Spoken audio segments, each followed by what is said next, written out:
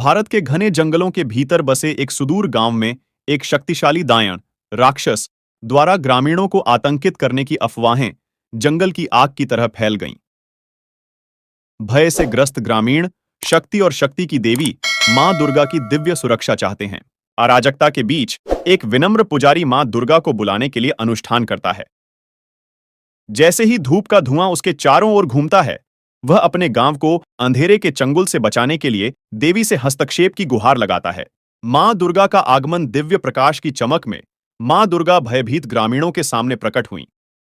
अपने बगल में शेर की सवारी और चमचमाते हथियारों के साथ वह उन्हें अपनी सुरक्षा का आश्वासन देती है और दायन को हराने की कसम खाती है।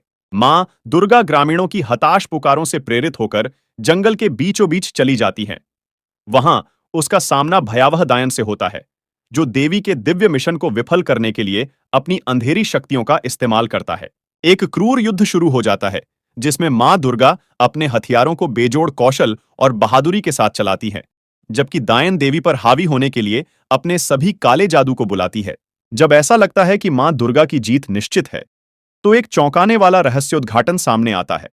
दायन कभी देवी की भक्त थी, जो अपने दर्द और पीड़ा से अंधेरे में चली गई थी।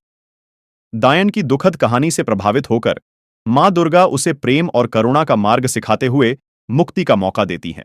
मां दुर्गा की करुणा से प्रेरित होकर दायन ने अपने अंधेरे तरीकों को त्याग कर और अपने पिछले दुष्कर्मों के लिए क्षमा मांगते हुए प्रकाश का मार्ग अपनाया।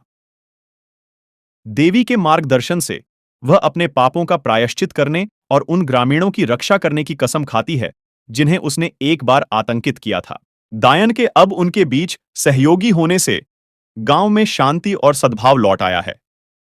नतीजे से संतुष्ट होकर मां दुर्गा आभारी ग्रामीणों को दूर से देखने और जरूरत के समय उनकी रक्षा करने का वादा करते हुए विदा करती हैं।